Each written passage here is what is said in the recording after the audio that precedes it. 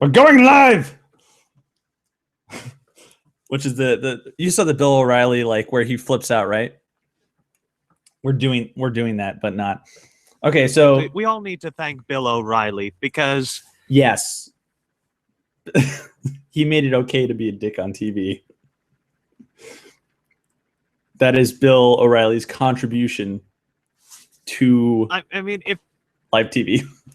If you think about it, the same way that Marco Rubio gives Bill Whittle that one joke he gets used at every gig, Bill O'Reilly gave the world "Do It Live."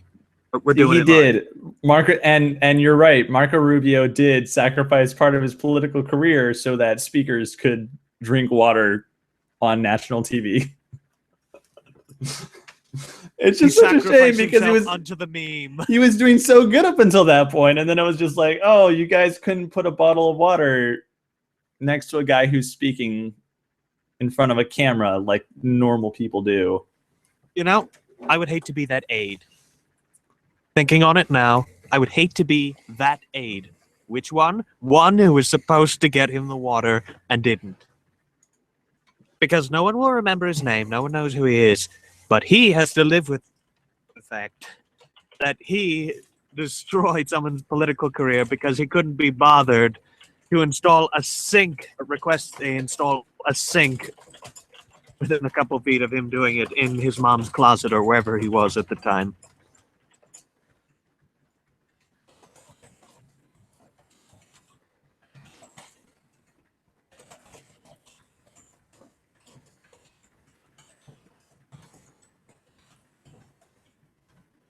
What could possibly be so important that you have to write your dissertation during this session? No, I'm tweeting about this. I'm ginning up.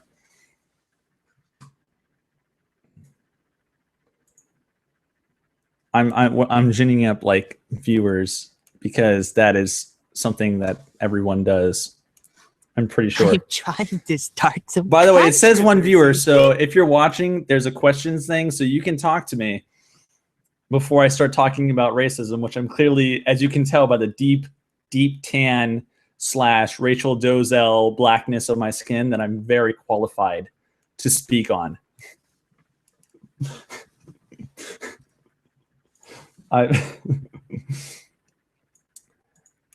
It's just simply a fact. Reminds me of high school. We had a strange way of dealing with the color question. It's not exactly.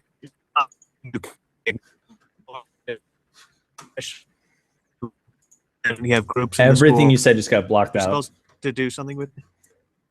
You know what we're going to do is you and I, we are going to go to whatever internet provider you have, Josh, and we're going to basically just confront the. We're going to confront the CEO of the company or whoever's like the manager in charge in your local area and ask him why he's so racist for preventing you from having proper internet. You know, this problem could be solved if I could convince them to be quieter upstairs, because then all I'd need to do is move to my dad's office. Well, see, here's the thing is I don't hear any of it. Like, your microphone's very sensitive, but both TeamSpeak 3, which is what you're coming through right now for those who are watching and going like, oh my God, he's not actually talking about racism. You don't worry. We will inform you about racism because, like I said, I'm very black and I know what I'm talking about. And I'm wondering when I should start talking about the WPC. The white person what WPC? White person colors. Oh, this is a story. I could have sworn I told you this one. Oh, this is a good one. By the way, I just want to point out, I really find it annoying. Okay, so this is a total tangent, but I was thinking about this yesterday. Is, you know how like the new politically correct term is you don't call black people black, you call them people of color, which is like the most like white glove. Oh, we're going to treat you like a special, you're not black, you're a person of color, because that's totally different. I just want to point out though, like a person of color, technically speaking, every single person is a person of color. Like there is some fleshy toneness to my skin. Like this is like a peachy, whatever the hell you want to call this color. My lips are red. Like technically they're opposite ends of the spectrum because, you know, white is all the colors and black is like no colors from an artistic perspective. So technically all white people are people of color. And then if you wanted to be really technical about it, a black person is a person of no color. Oh, don't be like that, John. A white person is one who reflects all colors, and a black person is one who absorbs all colors. Absorbs all colors? So what you're saying is black people are really hot under the collar. You can't see the look I'm making right now. And you should listen to us white people because we don't absorb as much heat, so we're much cooler. We're much cooler. Don't trust melanin. Don't trust the melanin. Is that? By the way, didn't Barack Obama say that like there's something in like white DNA about being racist, like it's in their DNA? I vaguely remember that, and I just gotta say, if that's true, Obama's like the most like old school racism. I'm talking about like dictionary definition racist. Barack Obama. Like straight, like the dictionary definition is a racist is a person who attributes characteristics to a person based on their race, which is not associated with the actual race. So like if you say, oh yeah, all black people like all of them are better at jumping than white people, you know, the ability to jump is not connected to skin color. So that's a racist statement, whether it's a positive statement or a negative statement. In the same way, saying, yes, white people have it in their DNA of being more racist is itself a racist statement by the very dictionary definition of racism. And let's point out, Barack Obama is like the most privileged and the most power. Like he's fucking president. Okay? In America, there are not many positions that are more powerful than president. He can influence entire spheres of culture. He can basically, you know, like he's had people arrested because it conflicted with his narrative. Like, let's not forget, after Benghazi happened, what happened? The guy, they said, you know, the whole White House basically said, yeah, it was because of that guy over there who made a video 6 months ago. It's his fault. That's why. We're sorry, Arab world, that he offended you so badly that you had to go and attack our consulate in Libya. So now we're going to have him arrested on probably committing a computer crime and put him in jail for a year. I'm sure before. Like that's the power, and he's being racist. Like even by the just social justice definition of like, oh yes, racism is like prejudice plus power. Fucking power if you're the president. I don't care what color you are or what, you know, disadvantages. He grew up like rich in a different country, surrounded by like a pet tiger and shit. Okay, according to his own testimony, he didn't grow up in like a black suburb, you know, like having cops, you know, pat him down on the daily. Like he lived a privileged life by anyone's definition. I would have loved to have a pet tiger when I was a kid. I'm just saying, like, okay, I'm sorry, I cut you off totally, Josh. I was just gonna say that poor YouTuber, before he realized he was gonna get arrested, he was probably happy. He's like, wait, you guys know who I am? Oh, I'm doing the work. My word's getting out there. People realize the truth. This is wonderful. Oh.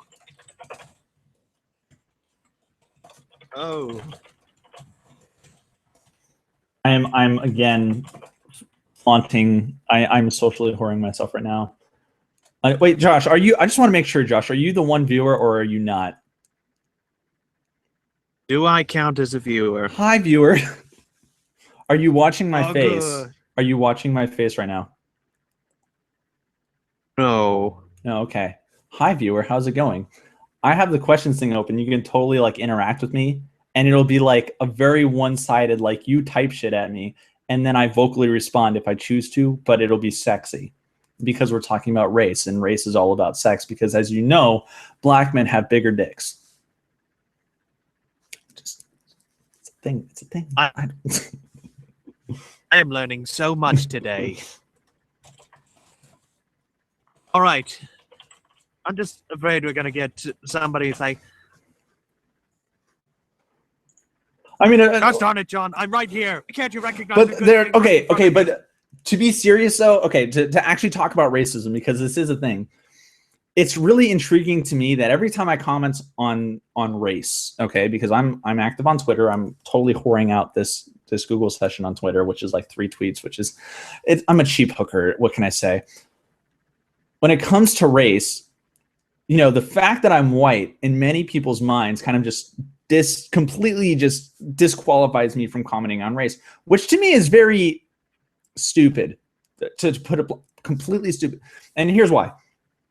When you're in a situation, one of the best things you can do is get input to make sure that you're not being jaded and make sure that you're not completely biased in the way that you're interpreting things, because people who are in the middle of a situation tend to do that. They tend to get like overwhelmed, or they tend to start interpreting everything one way. A good thing to do, just to make sure you're balanced, is to get the opinion of someone who is not in that situation, to get basically an outside perspective. This is generally common sense, except for when it comes to feminism and racism.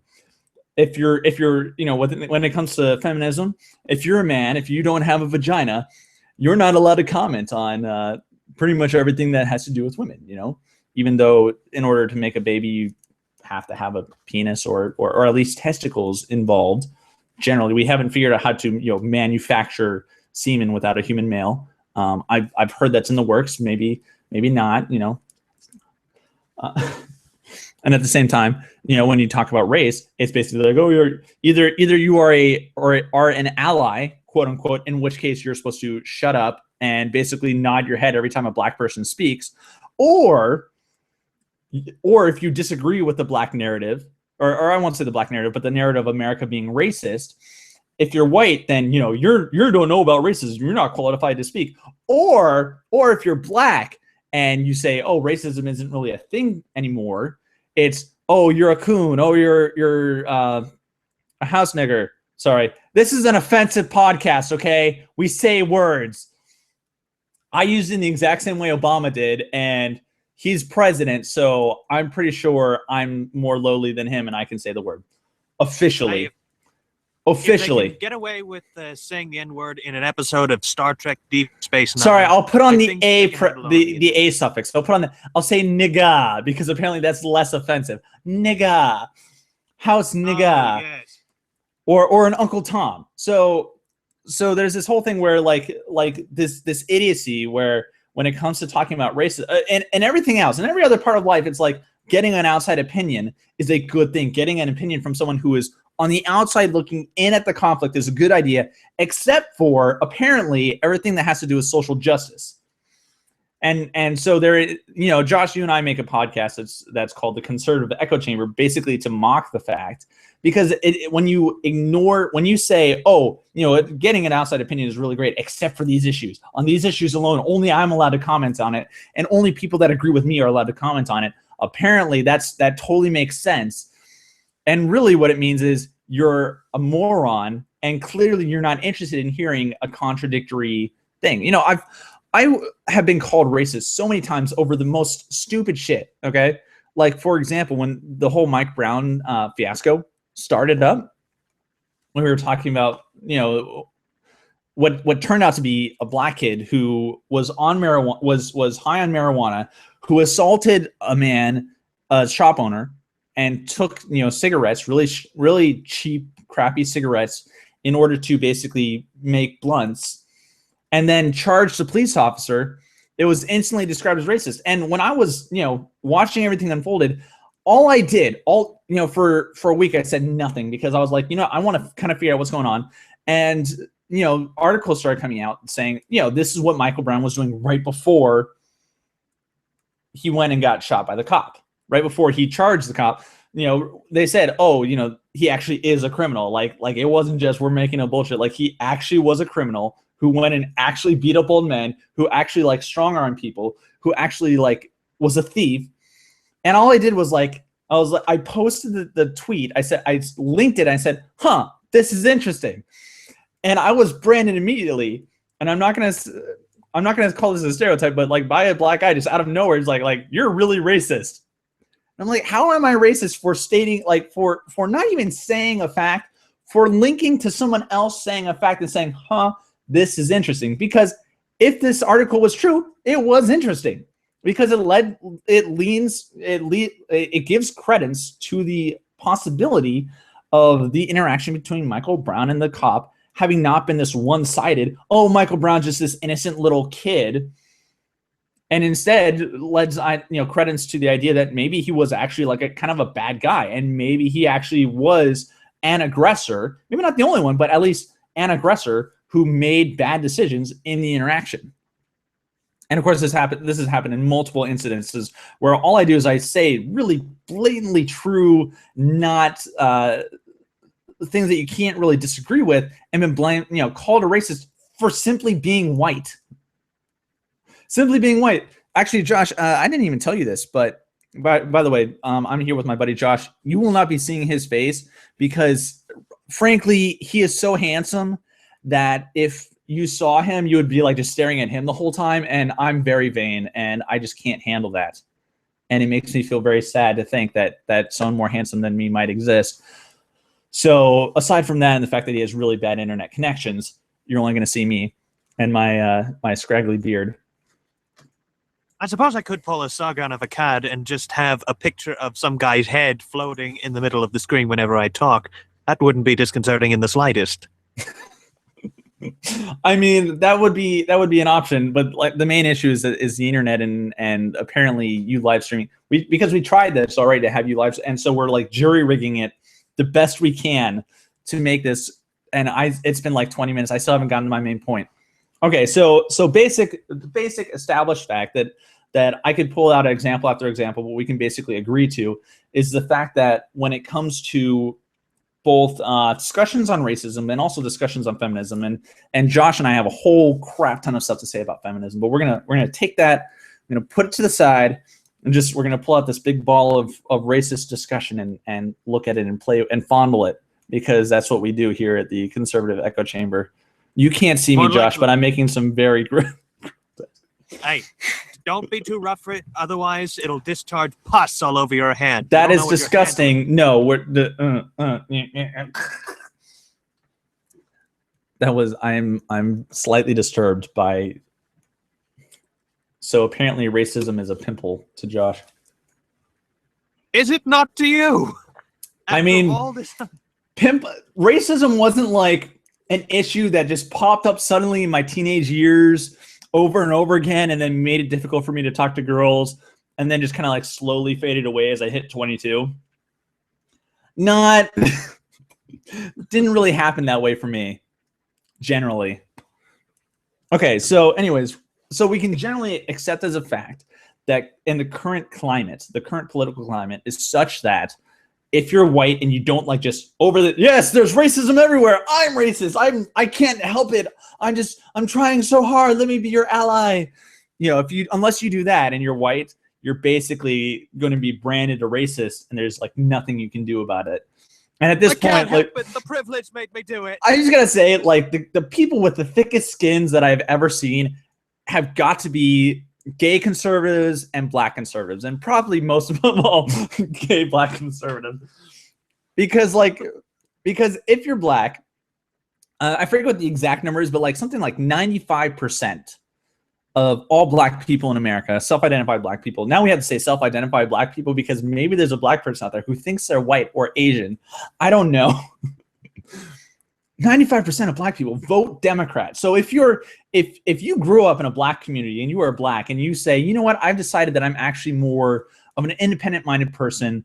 I feel like taking responsibility for my own actions. I think I'm going to vote Republican or Libertarian or whatever. Like, you face a crap ton of backlash. Like me, I don't get, if I'm a Libertarian, I don't get called a cracker or a wigger or anything. Anything like that. I don't get any race-based insults from people of my own color for identifying as a conservative libertarian, despite the fact that, that's a kind of a rare thing for my particular demographic, being a young white male and just coming out of post-college. But if you're a black person, and you say, "Oh, I'm I'm conservative," that's like 95%, actually higher, because just because they're not Democrat doesn't mean they agree with you. But like 99% of all people in your race, where you're told you have to identify by your race. So basically, like, you're forced into this group just by virtue of all of society telling you that, and then they reject you and they use race-based insults. Like, in order for you to be a conservative black man, you have got to have a thick fucking skin. And it's the same thing for being a gay conservative man, like just 100%. So regardless of whether or not, when someone says, I'm a black conservative or I'm a gay conservative, regardless of how, intelligent or how much I agree with them, on that fact alone, I tend to have a huge amount of respect. Just because, like, that, you basically, just by opening your mouth, you put yourself in this line of fire where you basically draw a target, like, just hate on me, I'm black and conservative, just right there, 2 in the chest. And okay, so one of the interesting things is Josh, I want to talk to you about this, because there was a study that was done a while ago, and it kind of gets not misrepresented, but people tend to blow it up into this whole story. You may have heard the story. I will give the story that's usually told, and then I'll talk about the actual experiment that backs it up. All right. And the story that's normally told is that there was an experiment that was done on a set of 5 monkeys. Okay, and they were put in a cage, and in the middle of the cage there were bananas hanging down. All right, and as monkeys, they like bananas generally. At least according to our stereotype. And so they would go for the bananas. And every time any monkey would reach for the bananas, all the monkeys would get doused in like ice cold soaking water. They'd just get soaked. So they would get punished for going for the banana. So eventually they learned this new rule, right? And so they stopped going for the banana. And researchers, decided to just for fun, because researchers like to do things for fun, took out one of the monkeys and replaced it with a monkey who didn't know this rule. And when that monkey went for the bananas, he got beaten up by all the other monkeys to basically preventing him from getting the banana. And he eventually learned this rule that you can't touch the banana, because if you do, you'll get beaten up by other monkeys. And over the course of time, researchers took these monkeys out and just started replacing them one by one, until they got to a point where there were just 5 new monkeys who had never been sprayed with cold water. But every time one of them went for the banana, all the other ones would just gang up and beat on this one monkey. So they would enforce a rule that none of them had ever experienced, right? In order, and basically would enforce this rule that they didn't actually know. Maybe they didn't know. Maybe the researcher would not spray them with water, but they couldn't find out because they would prevent each other from doing this, from actually discovering it. Okay. So that's the story, right? And the story is actually basically pushes the idea that humans are basically really advanced apes, and what those monkeys do, that rule, like you can't touch the banana or else we're going to beat you up, is essentially what you would call a narrative. When we talk about narratives, that's a narrative. That's a social meme, if you will. Now, that's actually just a story, but there actually was an research that was done, and there was actually a study where they essentially did the same thing, but it was with rhesus monkeys. And I'm being really lame here, and I'm reading from Psychology Today. And what would happen is they wouldn't actually, the monkeys in question, it was actually just a manipulable object. Just right, it wasn't bananas. It was just like an object that could be manipulated, that kind of like got the rhesus monkeys natural attention. And what would happen is when the other monkeys were basically punished for manipulating and playing with the object, and then they would bring a new monkey in, and the new monkey went to go would reach for it. One of the monkeys who was kind of like in charge would grab that monkey and kind of pull him to the side and like pull him away from it, while the other monkeys would give this facial expression of like fear and like, oh my God, what are you doing?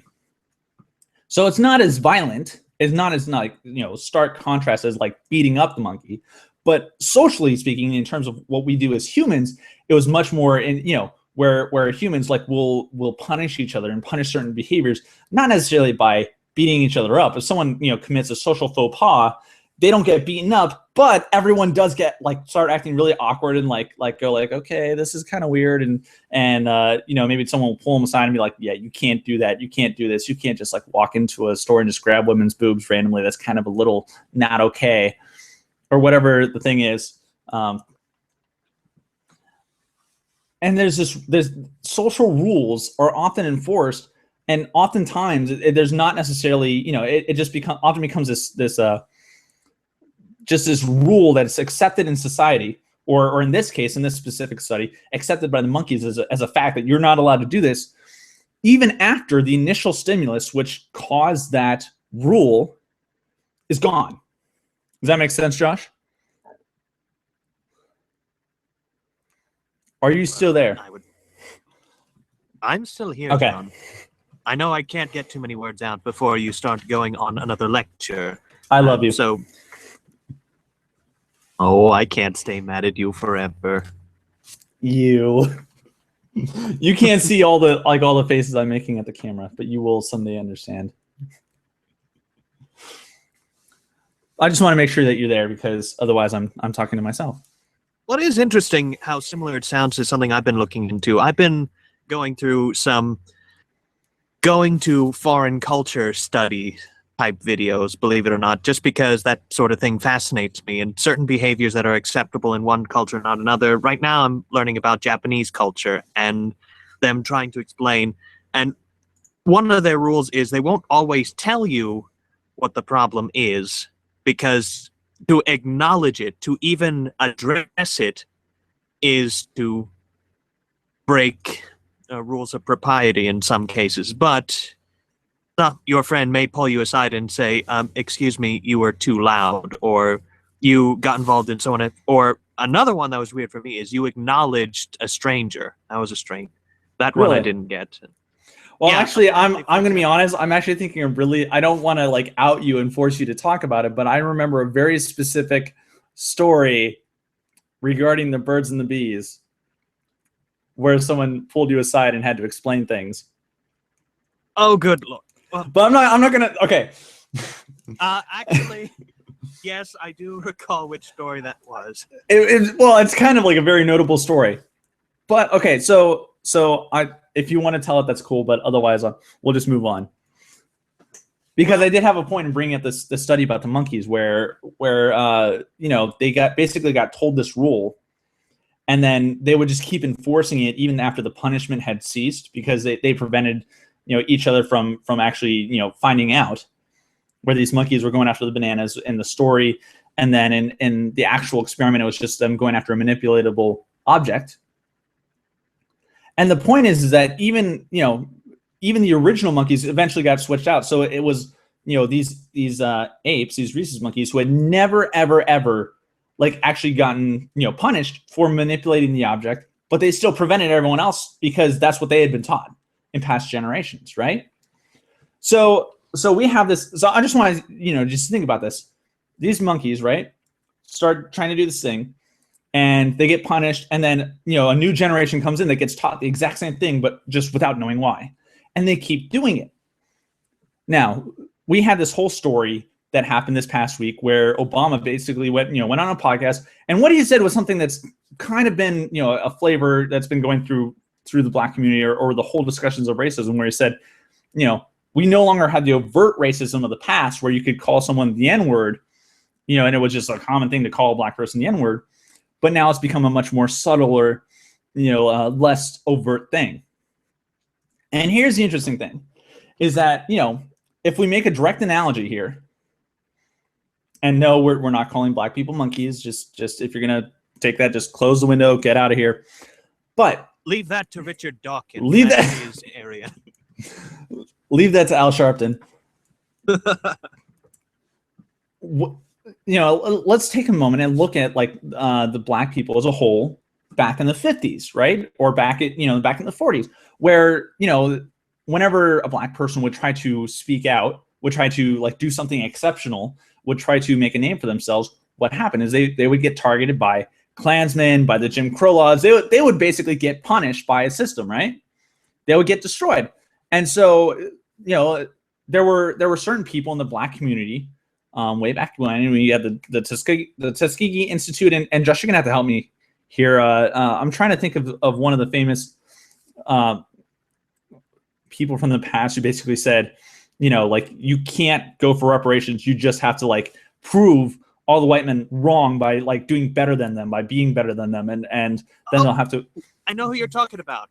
The founder of the Tuskegee Institute, Booker T. Washington. There we go. Where he and of course, he proved that was actually true.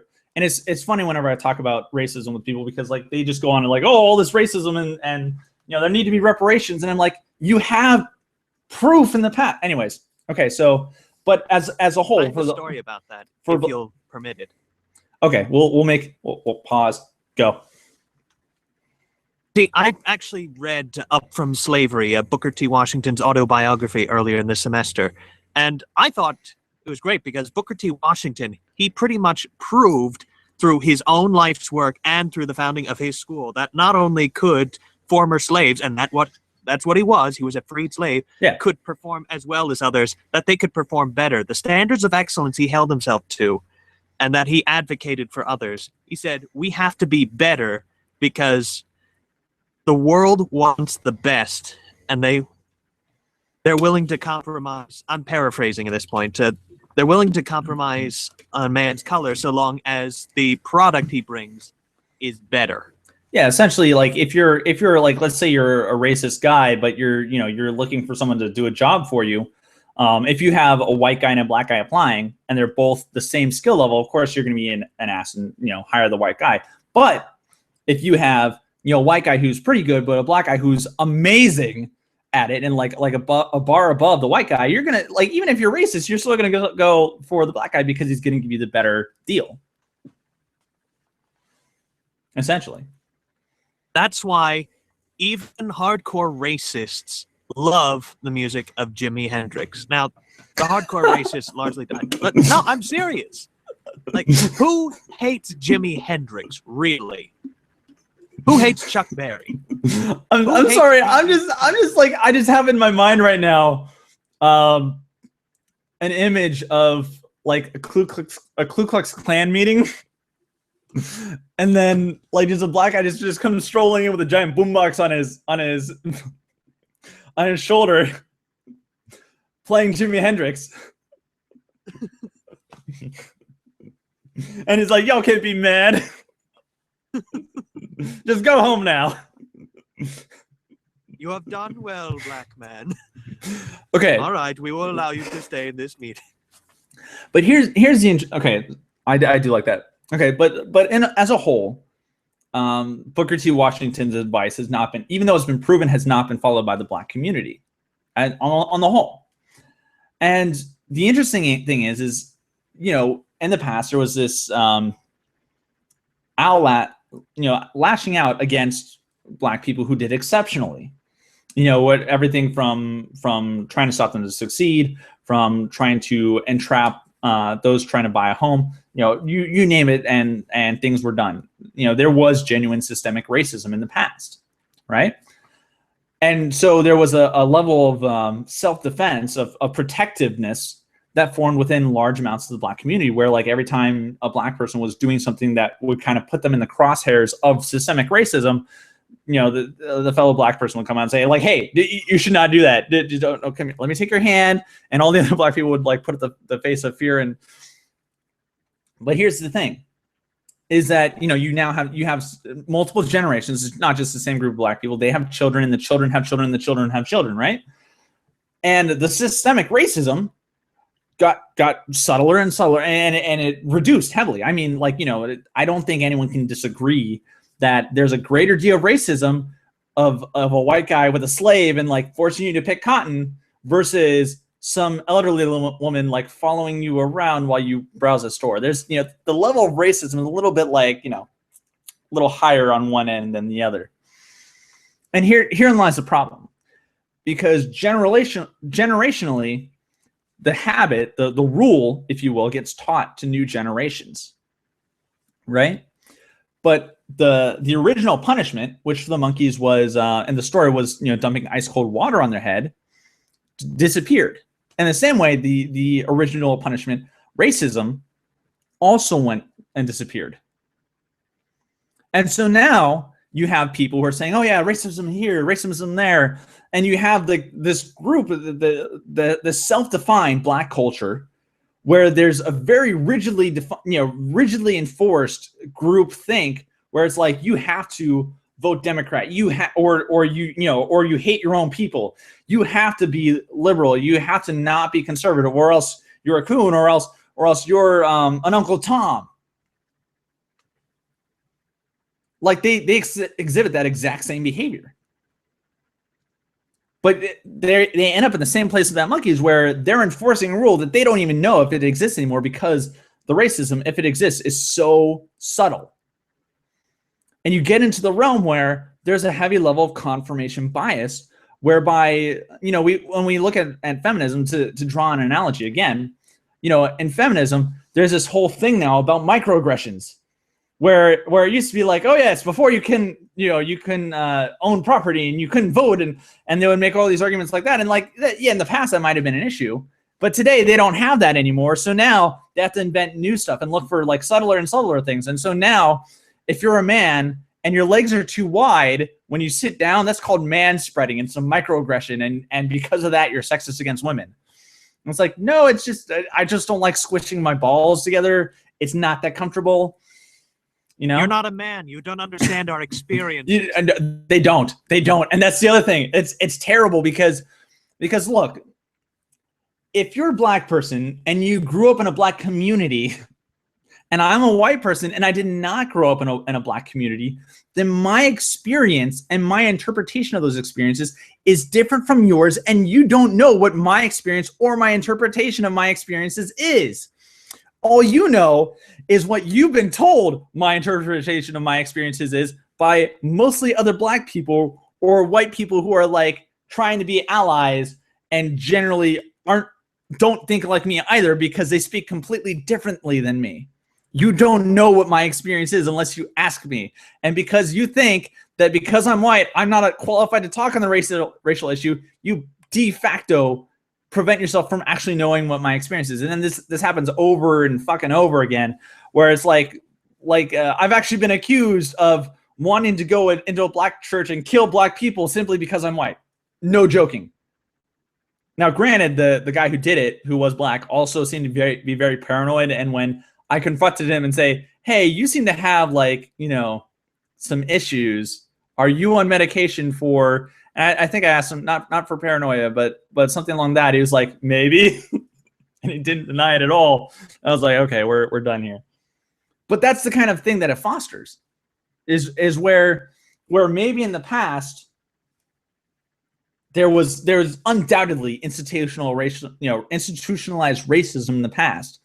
But today, the racism, if any is there, is so subtle that most of what you see is you have to start asking yourself if what you're seeing is actually racism or just your confirmation bias misinterpreting what may actually be completely innocent behavior, and you're preventing yourself from actually finding out because you're not actually talking to white people who don't care about racism. Because every time a person says, no, I'm white, I don't really talk about race, I don't think about race, you go, oh, you're just lying because you like to boss around the Black man, which I've also had people like Black people say, like, no, I don't give a fuck. Josh, I told you this before. One of the really interesting things is I was thinking about how many Black friends, that whole thing, like, do you actually hang out with Black people? And I actually thought, are there any Black people that I view as an authority, intellectual authority? And for 5 minutes, I freaked out because I couldn't think of any. And then I realized all of a sudden, yeah, I couldn't think of any. I was just like, what the fuck? Like, do I really just take information from white people? And then I realized, no, on a weekly basis, I read stuff by Clarence Thomas. On a weekly basis, I'm watching videos by Alfonso Rachel, both of whom are undoubtedly Black. They're not light-skinned Black, they are Black. But see, the thing is Booker T. Washington, for historical example, Frederick Douglass, historical example, Thomas freaking Sowell, man. Yeah, oh my God, dude, he's the fucking bomb. But see, the thing is I genuinely don't categorize people according to race. In my mind, Okay, I know if there's some black people who are going out like saying this can't be, but it in my mind, I don't see Thomas Sowell as a black man who also is brilliant at economics. No, Thomas Sowell is an amazing person who suffered a lot of hardships, who grew up in Harlem in his youth, who it was completely different from that. And then was that's not near Brooklyn, is it? Anyways, who graduated from college, who spent time under Milton Friedman, who went on, if I recall correctly, was he the one who was almost a socialist under Milton Friedman? And then Thomas Sowell was a devout Marxist. Was a devout Marxist under Friedman until he went into the government and then realized how fucking stupid the government is, and then came back and was like, you know what, maybe Marxism isn't such a great idea. Like, that's who Thomas Sowell is. That's who Thomas Sowell is to me. And incidentally, he's also black, which I don't really care about, because everything he says, like when he speaks, I'm just like, oh my God, this stuff is brilliant. Like his color doesn't matter to me. I don't categorize him. When I think of him, it's not that guy who is black who is smart. It's just that guy who is smart.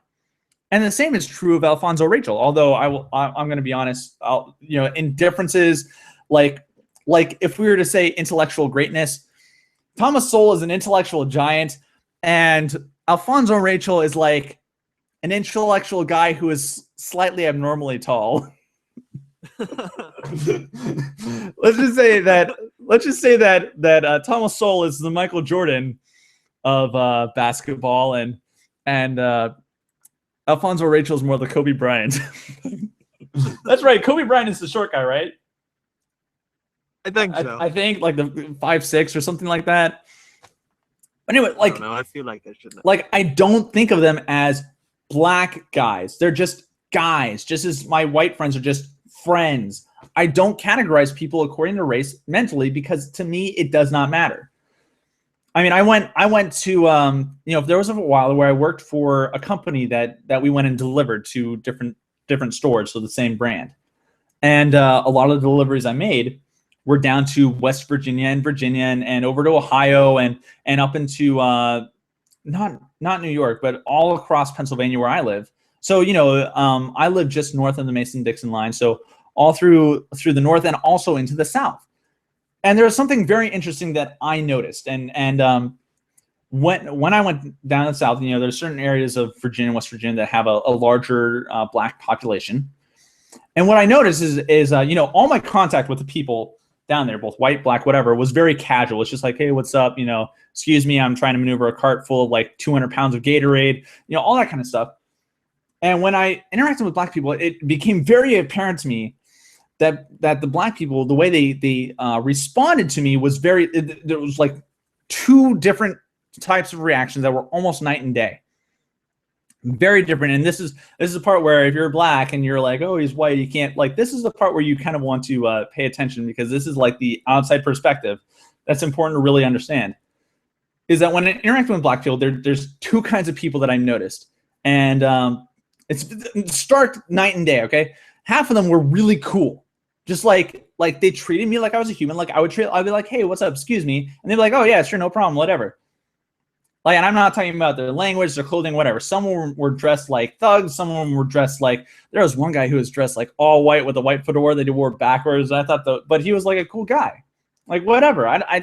But they were cool. That's the thing. Like they were. It was a very casual, like, hey, you're a human being, I'm a human being, we're both awesome. That's like that attitude, right? And then there was the other half, and it was like night and day. That was one half, and the other half was like we're black, we're gonna stay over here, and we're gonna talk really loudly to each other, and then ignore everybody else. And like that, and it was that exact attitude. It was like I'm gonna be here with my black friends. I'm gonna talk really loudly to all my black friends, and then pretend that white people don't exist. And I hate to say it like that, because I hate stereotypes, but like when it's those two specific behaviors that I observe over and over and over and over again, what I come to the conclusion is that a lot of black people end up in two modes of thought, which is unsurprising, because when you look at the way black people talk politically, it's like 95% are Democrat, and then 95%, 5% are conservative. But half of them treated me like a human being, like I treated them like a human being. And the other half was like, oh, excuse me. And they would like completely ignore me and kind of move to the side. But like, you know, you're white, you don't matter. And like, that bugs the shit out of me. It's like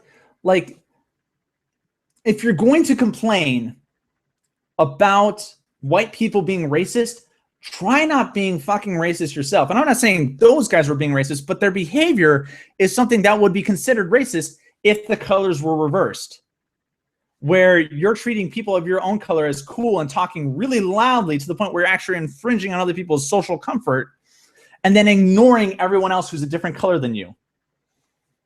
And that bugs the shit out of me. That's a total aside, though. total aside. But that's the outside perspective. That's the outside perspective. And then, you know, and here's the other problem is that when you act in a specific way, for example, thug culture or hood culture, or however you want to talk, if you perpetuate a very specific stereotype, you should not complain nor call it racism when people treat you according to that stereotype. I reject the notion that people treat each other differently because of skin color. Generally, like obviously, there was a very specific time within American culture where skin color became an issue, and I know it's still an issue actually in Jamaica, whereby the lighter your skin, if you're black, the lighter your skin, the more if you're the darker you are, the more discriminated against you are. But today, it's much more of a cultural clash than anything else. Like when I was in high school, and I think Josh, you can probably attest to these types of things too. In high school, like there was always, you know, the jocks, the nerds, you know, like the emo crowd, the theater crowd. Within you know, white people, there were different cultures, if you will, or microcultures, whatever you want to give it the name of. And those cultures would clash. Even despite the skin color being the same, the cultures clash. You know, the jocks versus nerds is a classic thing. Theater people thinking they're better than everyone else is a thing. There's culture clash. And so when you are, you know, when you have the specific black culture, this rap culture, thug culture, whatever you want to call it, when you have that, you have to expect some level of cultural clash for people who are not a part of that thug rap culture. Treat you as different because you're in that culture, because there's that cultural clash. That's a cultural clash. That's not racism. And that's where we go back to this whole concept of being taught this meme, and where racism is so subtle these days that half of it has to do, you know, a lot of what's being interpreted as racism today is actually not racist at all. It's just cultural clash. But because, you know, a lot of people grow up being told that everything is racist, but that it's really subtle, so you have to like kind of learn how to see it, that all of a sudden it's there. You know, like in America, we went to war to stop slavery. And in America, you have all these different cultures. You have black culture. You know, if you go to France, there's not really racism there against black people, as far as I know. But then again, a black we're the Muslim thing. We're gonna take that. We're gonna put that to the side. Okay. And the Jew thing, but as far as black and white tension goes, okay, if you run into a black Frenchman, he's going to generally be of the same culture as a white Frenchman. If you go to Great Britain, London is kind of like a huge smorgasbord of all the different, like London is a huge cultural center of like all these different things coming in and mixing together. But generally speaking, if you run into a black Brit, he's going to have a somewhat similar culture to a white Brit, right? And so there's no tension between being white and black. But in America, there's black culture and then there's white culture. And so there's a tension between the cultures. And then, you know, a lot of people in black culture, because part of a black culture is being told that people are out to get you and that there's racism in the world, are seeing this cultural clash and they're going, oh my God, racism.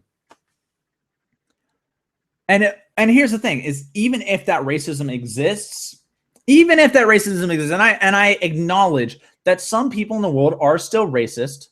There are some people in government positions who choose to be racist. There are some cops that choose to be racist, right?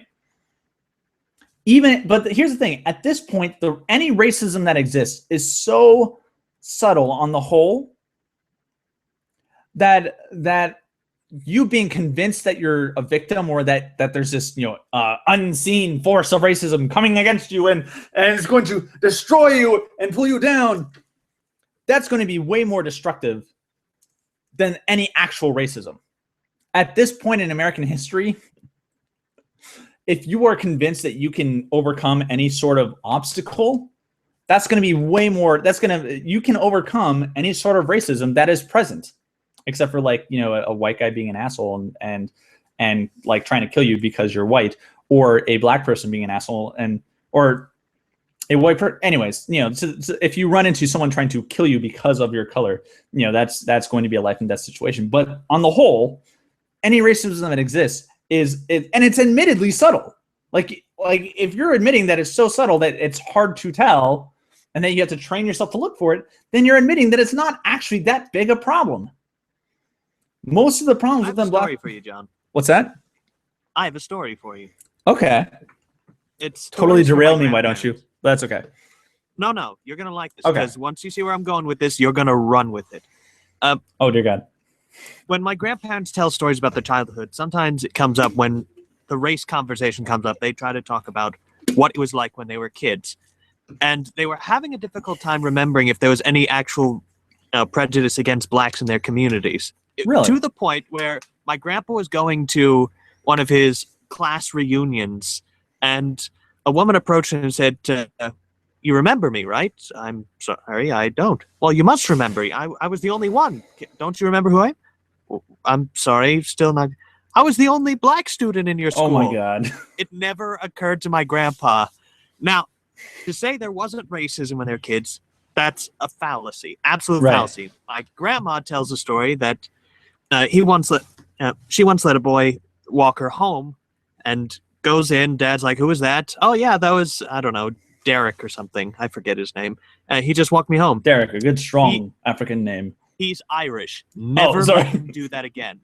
Real Irish. Wow. Okay, I went totally wrong. The big racial divides where she lived in Shamokin, it was between Polish and the Irish, and then when the Italians moved in, it never occurred to them. Actually, I do agree. Actually, that was I can totally run with this because one of the things I was actually thinking about not last week, 2 weeks ago, was the fact that like, yes, there was institutionalized racism. There was institutionalized racism in the past. That's undisputable. But it wasn't just against the black people. During the huge immigration phase, the Great Immigration in the U.S., there was huge racism against Italians, against Jews, against Irish, like where you would see signs like if you're an Irish person and or an Italian and you went to go apply to a job, you might see a sign that said, "We don't hire Italians." Like it would outright say that. Like, and here's the thing is people were able to tell. I mean, it wasn't like, "Oh, you're white, but because I can tell because you have this voice." I just say that. Now I'm going to discriminate against you. But here's the interesting thing is look at the attitude with which those immigrants came in, right? What was the attitude almost universally for the immigrants that came in? The Irish and the Italian and there were German, so-called, all these different cultures coming in and facing varying levels of racism, right? And systemic oppression by both cops that were racist or businesses that were racist, like overtly so. What was their attitude in responding to it? They said, "This is the land of opportunity and you can do anything you put your mind to, but you got to work hard," right? And so what now? Okay, you have the Irish, Italian, all these different, sort of white.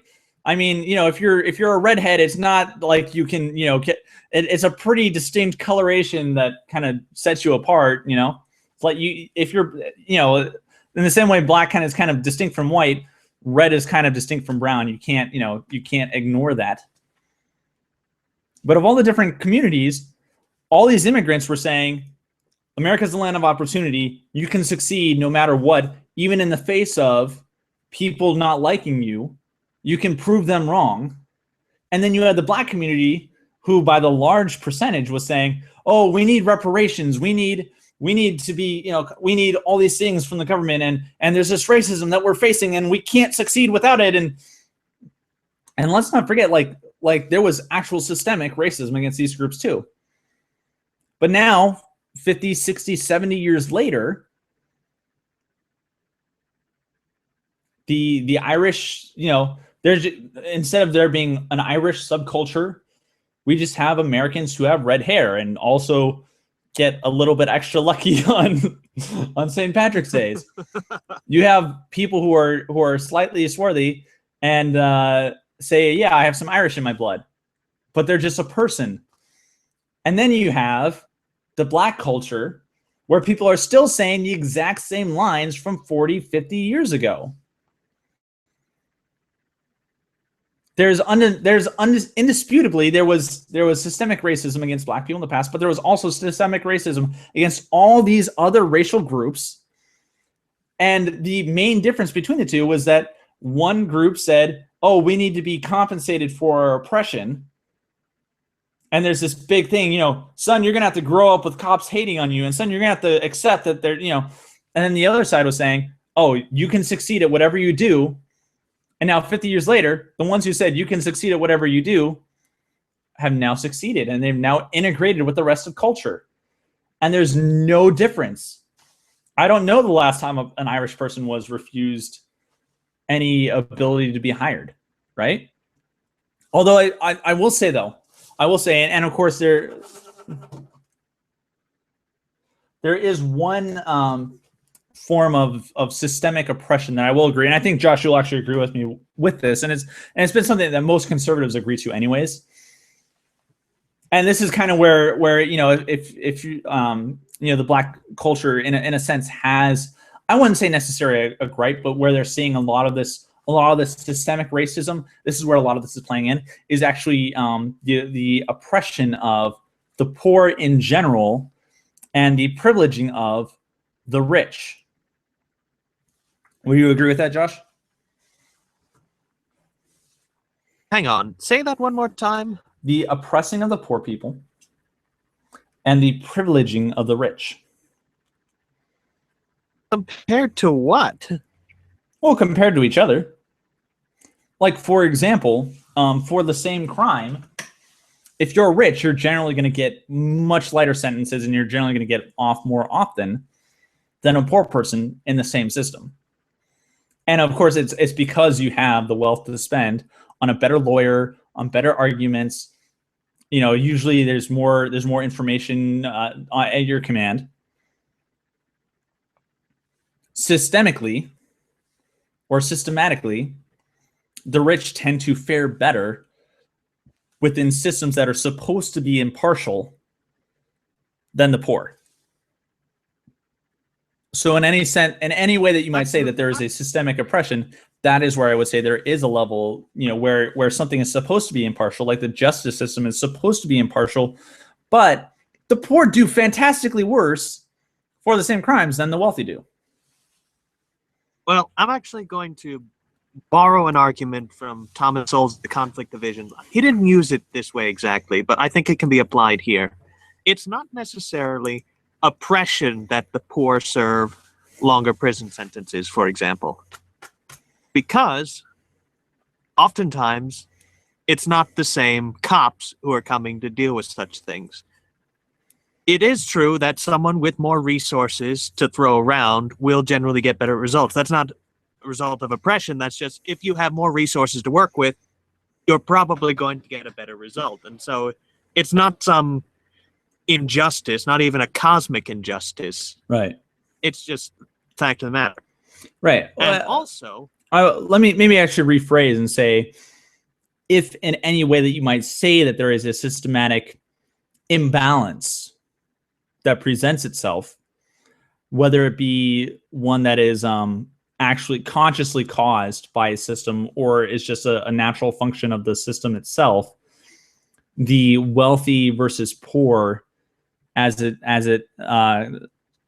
comes out in systems that are supposed to be impartial, that would be the one place where you could say, look, there's an imbalance.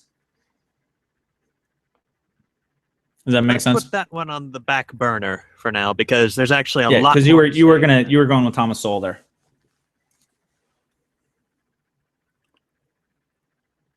Right, and his conflict of visions, it's the process as in there's no solutions, only trade-offs. It's not necessarily that the poor are actually being oppressed. It may just be a side effect of certain circumstances. For example, the types of crimes that rich and poor commit are very different. The types of behaviors, for example, Oh, that's true. I wouldn't necessarily. I don't know if I count as poor or not because technically I'm poor just because I'm out of college. I don't have a lot of money. Job isn't very good. But I don't have trouble with police officers just because I know how to handle myself. Right.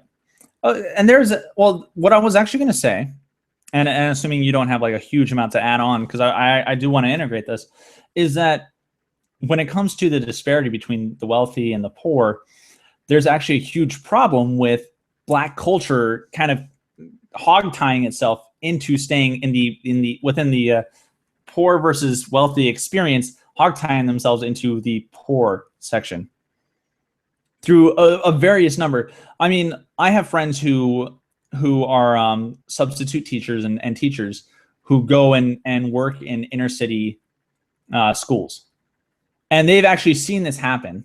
You know, like witnessed it happens where a Black child who is doing exceptionally well at their classwork will be accused of trying to be white, right?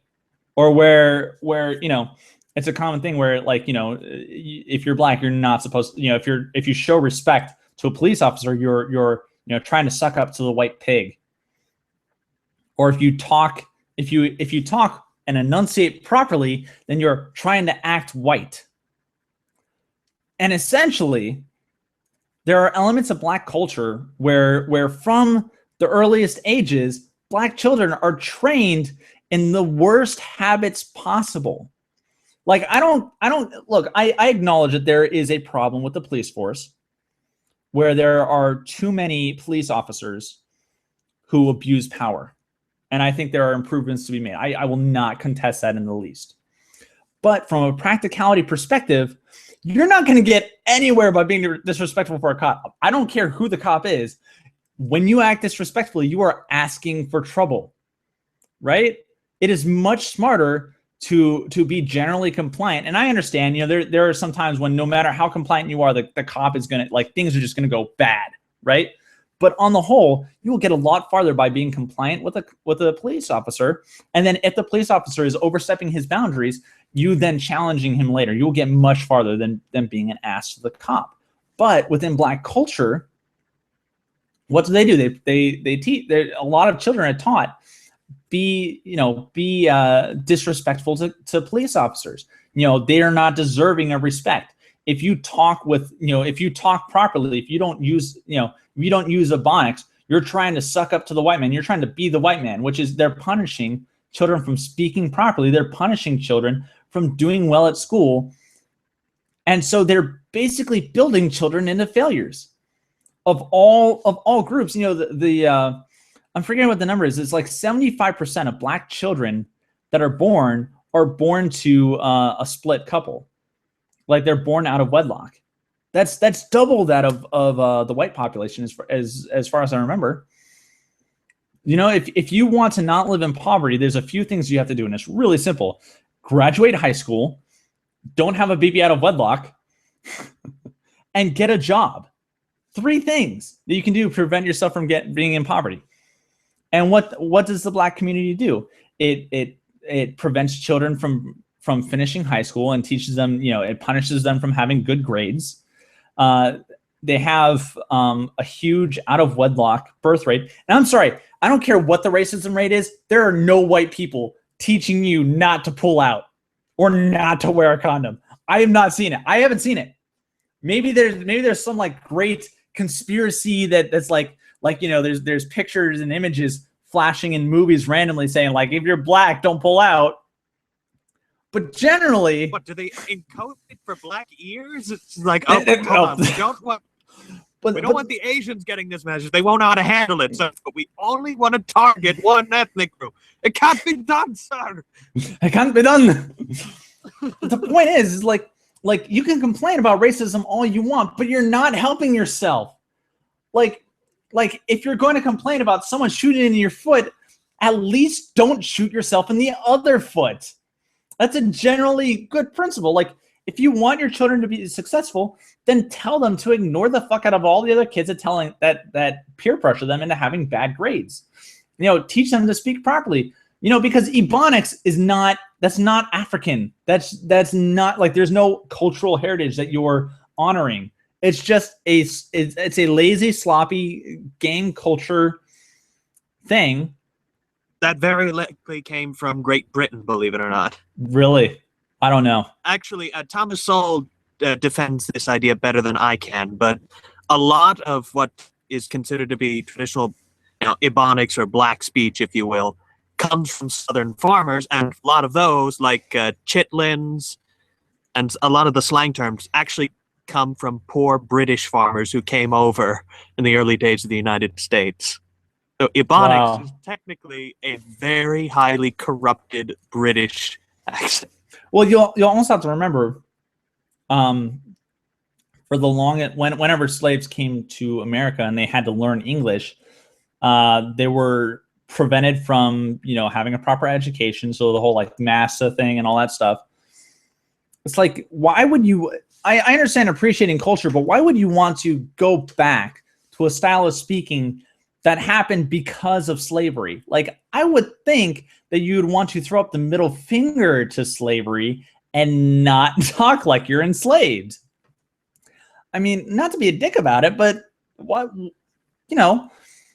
but that was Booker T. Washington's position. Yeah, exactly. It's like I understand maybe you're and the thing is like a black person who lives in America today, you have not been enslaved by white people. Most of the white people you run into have not had any ancestors that were ever slavers. Like, you need to understand this.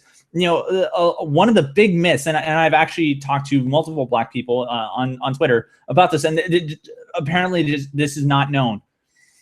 Less than 15%, as low as only 5% of Americans today have an ancestor who owned slaves.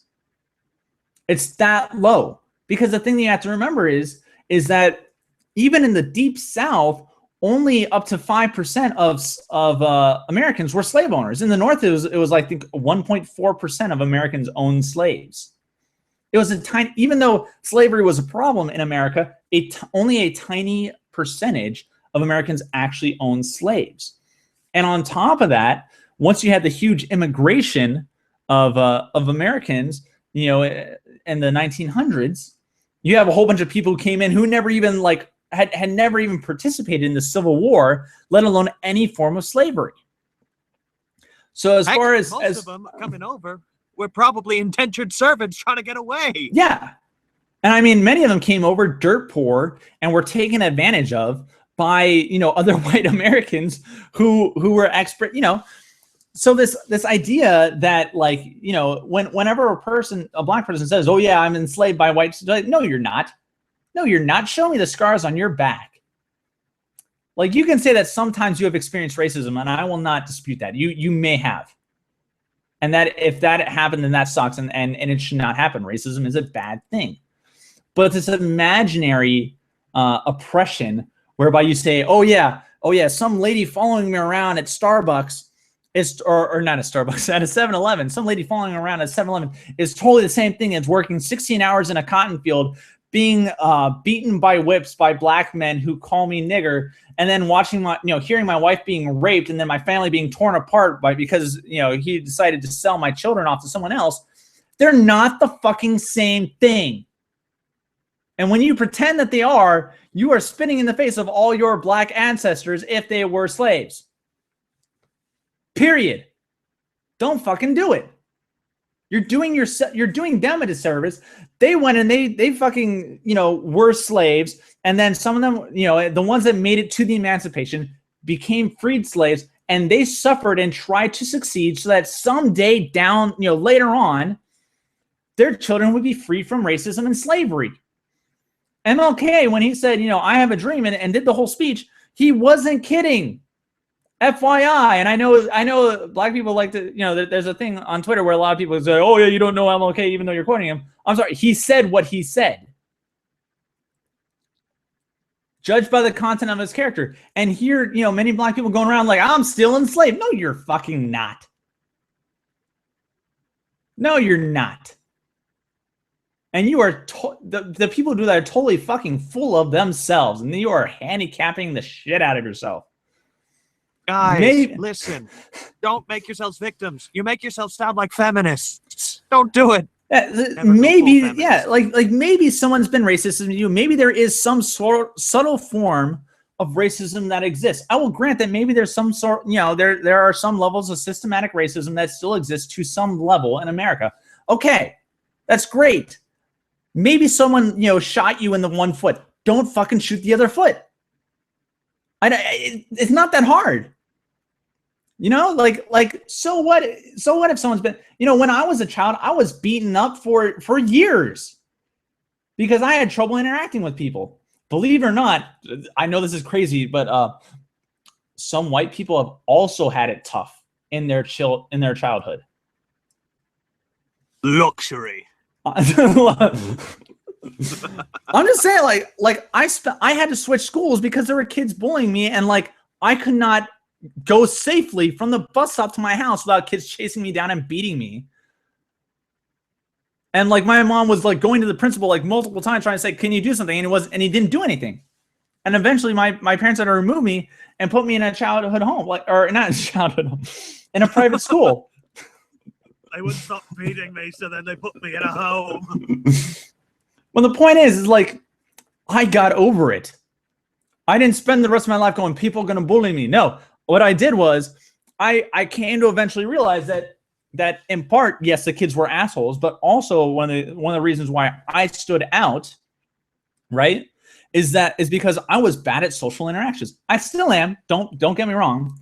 But I'm not as bad as I was because I took personal responsibility upon myself to become a better, more exceptional human being, in part so that I would not have to deal with that kind of bullshit later on in life, but also so that it would become super clear that when someone tries to mess with me, they're the assholes. It's pretty simple. Yes, I was bullied, but I dealt the fuck with it. It wasn't right that I had to deal with it, but I did, and now I'm a better person. So if you're growing up and you're dealing with some levels of overt racism or subtle racism, yeah, that sucks. It really does, no doubt. But you cannot let that rule your life, because then you're going to be a victim. You're going to be the guy who has this problem with everyone. Everyone's against me. Yeah, everyone deals with shit.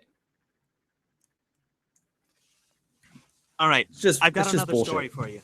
Okay. I got another story for you, and this is the opposite of that.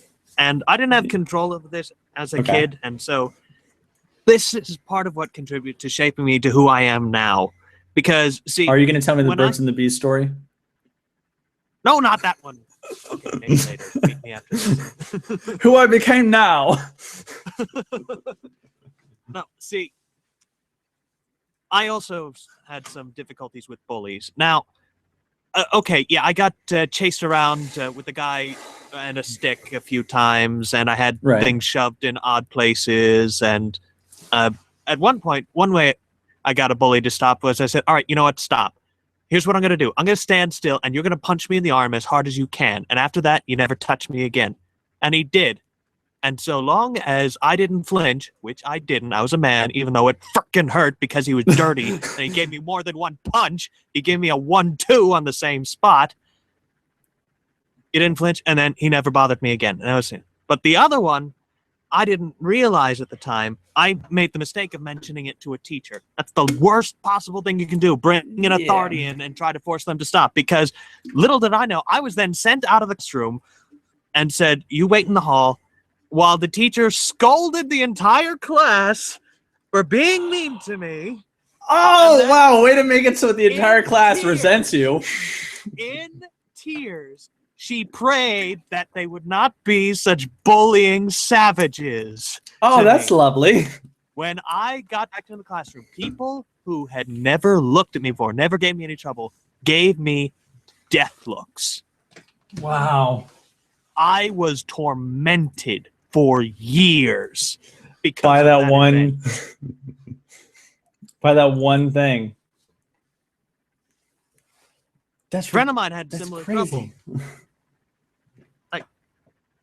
Yeah, it was bad. Everyone was awful to each other. No, it didn't last forever because the guy who made my life the worst during middle school and high school, we met several years later and we were fine.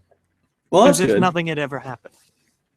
That's good to know. And he was actually very polite. It was shocking how polite the guy was.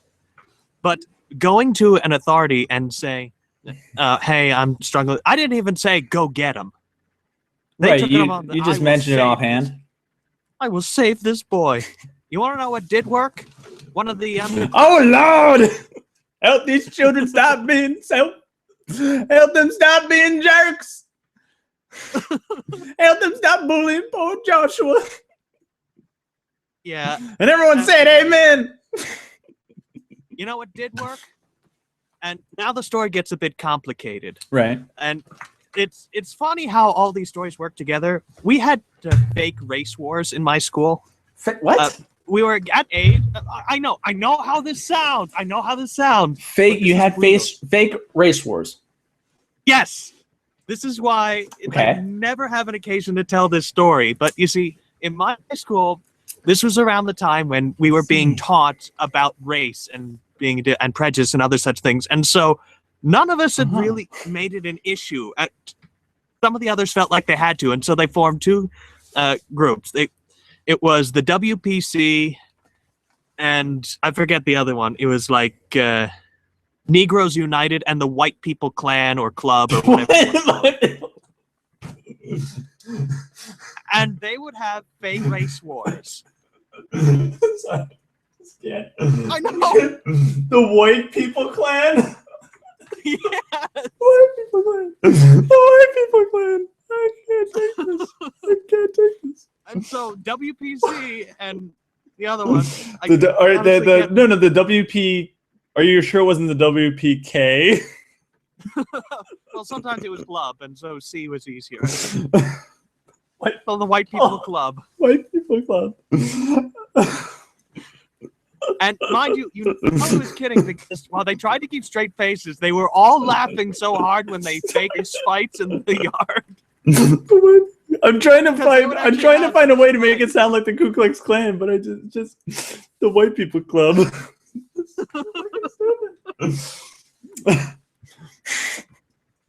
I'm sorry, because like okay, for example, the NAACP, the National Association of NAAC of colored people, right? Yeah. The National Association, the National American Association, NAA, the AA, National Association, colored people. Like the NAACP sound like you can turn that into a thing, but like the White People Club. What we did like the tanless master race. How about that?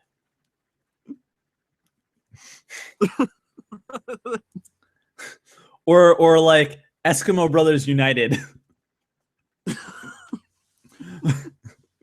Right? or the Bleach Boys.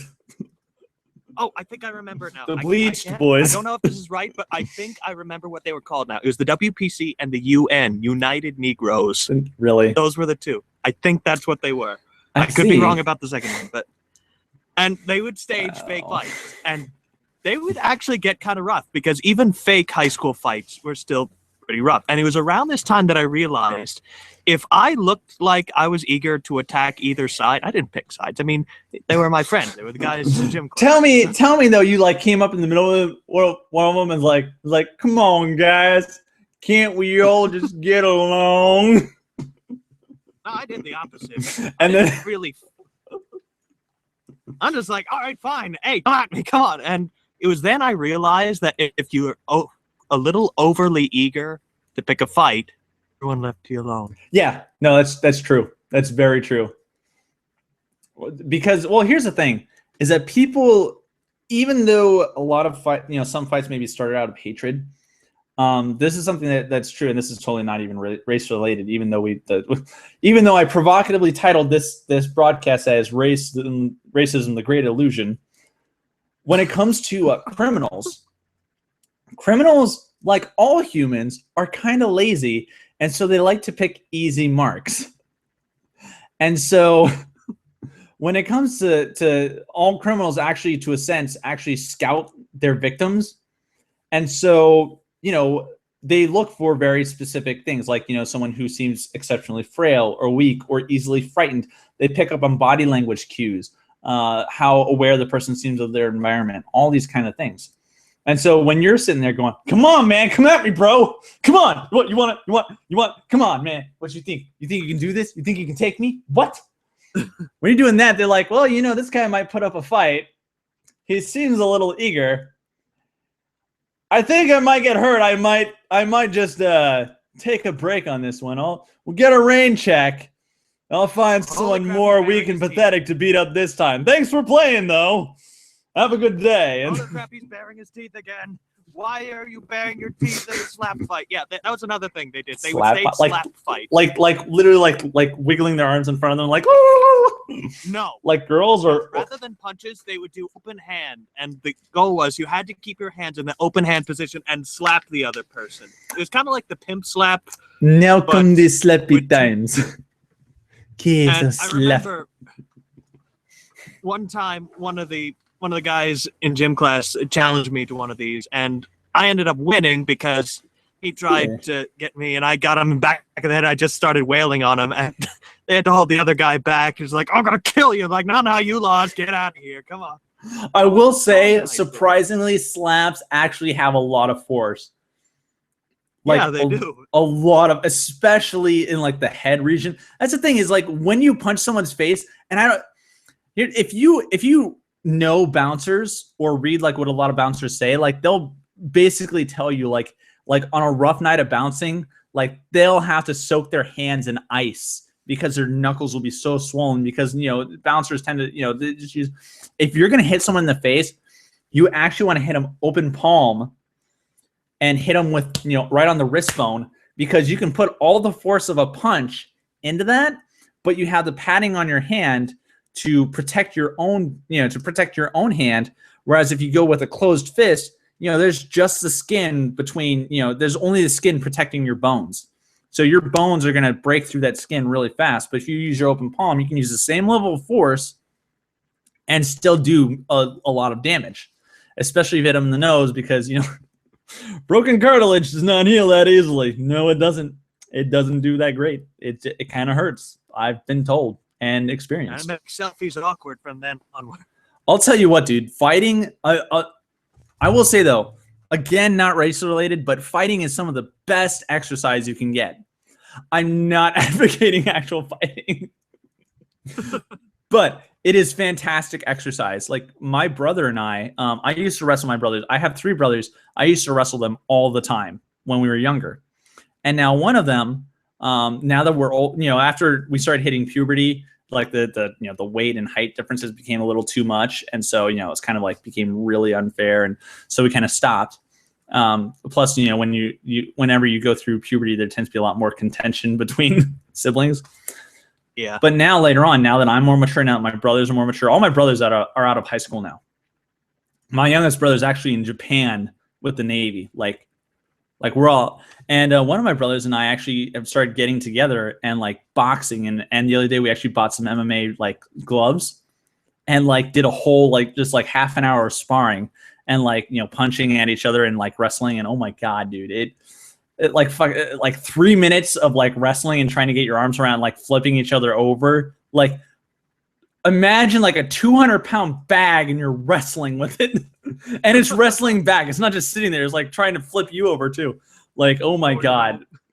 Like we went down to the ground like 3 times, and the first 2 times I pinned him. The third time we spent like 10 minutes of me just like barely avoiding getting choked out.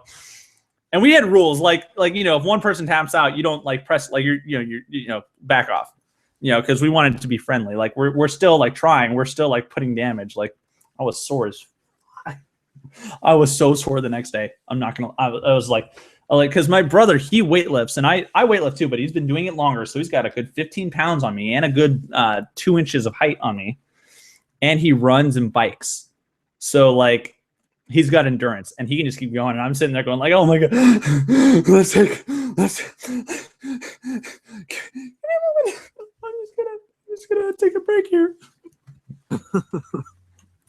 But yeah, going back to the racism thing, to be honest, I do have a level of compassion, but the constant claims of racism have left me extremely skeptical, especially being on the outside, because I'm seeing that, because when you're not involved in a situation, your biases tend to be much less, prevalent. You can kind of like deal with them and get a more objective view of what's going on. And I'm watching so many events where there are these massive basically race riots going on almost instantly after an event happens. And then it comes out a week later or 2 weeks later that it wasn't racist.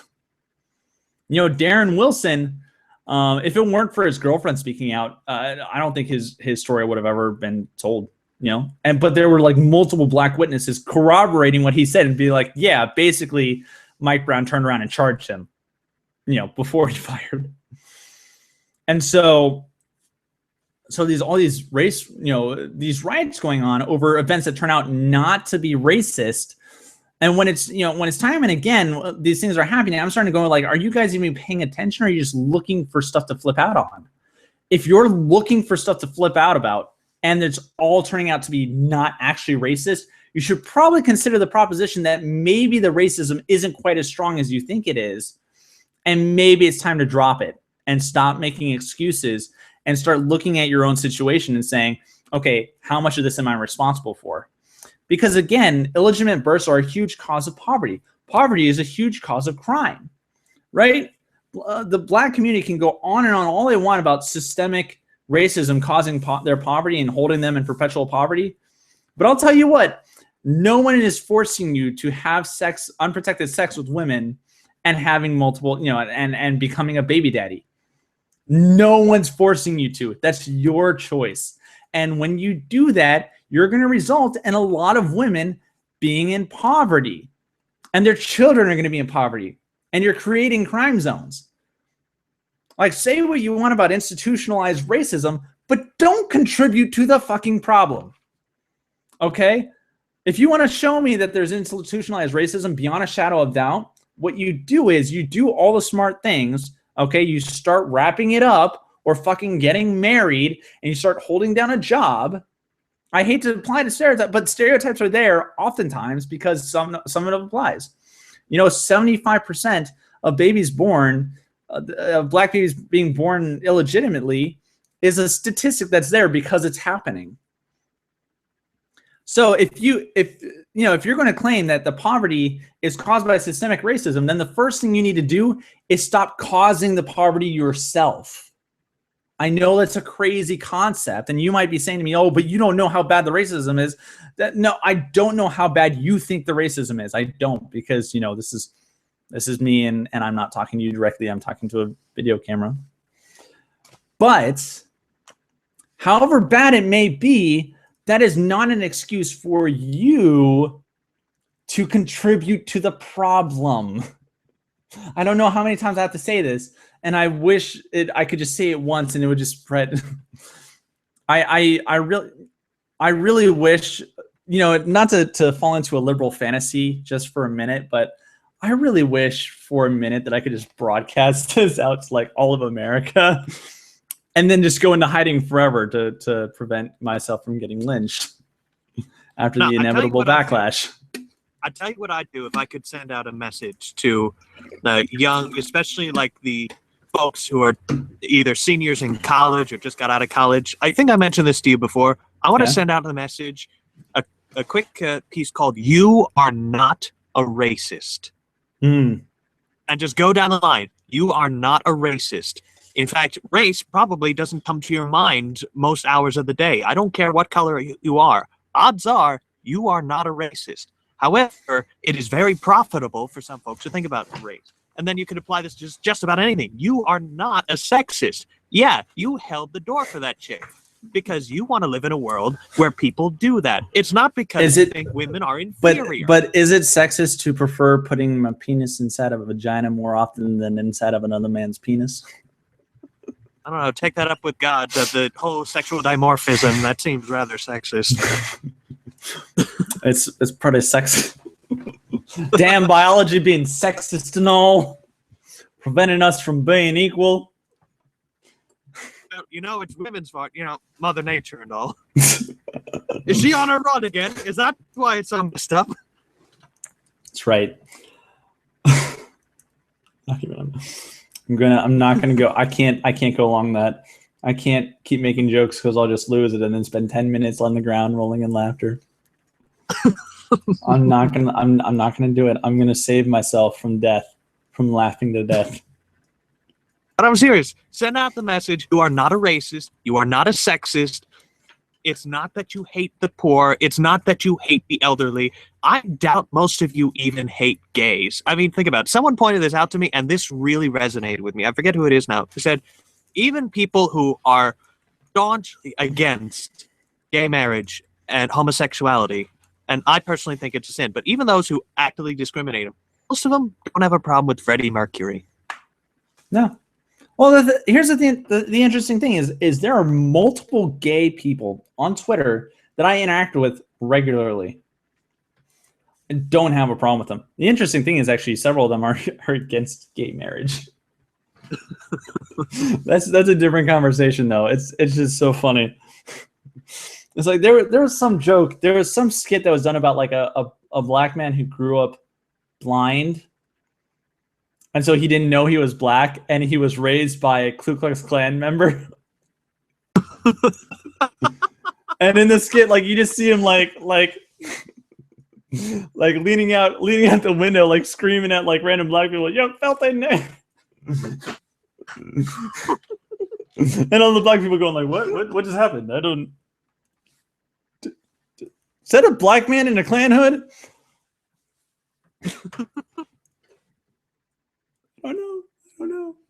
I don't know. Oh man, that's actually that would be the one conversation I wouldn't want to pull a friend aside for, because if I had to be that guy who had to pull him aside and explain that one. Listen, man, you're actually black. No, I'm not. What you mean? What you talking about, Willis? I burned at least 3. I'm not gonna do it. I'm not gonna. But the end point is that to sum this up, because I feel there needs to be like an explicit beginning, a vague sort of middle-ish, and then an ending conclusion, is that, you know, like whatever racism may exist at this point, it's a non-issue. And it seems, you know, like you can complain of all you want about racist cops, but when the police in Baltimore pull back and then more destruction and more death happens, I'm thinking like, maybe the problem isn't the cops. Maybe the problem's you. Just throwing that out there. Just tossing it. I'm going to alley-oop it. You can dunk it if you want to. You can just not. If you don't want to, you can just leave it there. That's also an option. I would like to point that out. This is K75 Radio. We'll see you next time. There's a wall over. Oh, what the? Oh shit! I fell off. Okay, I'm still here.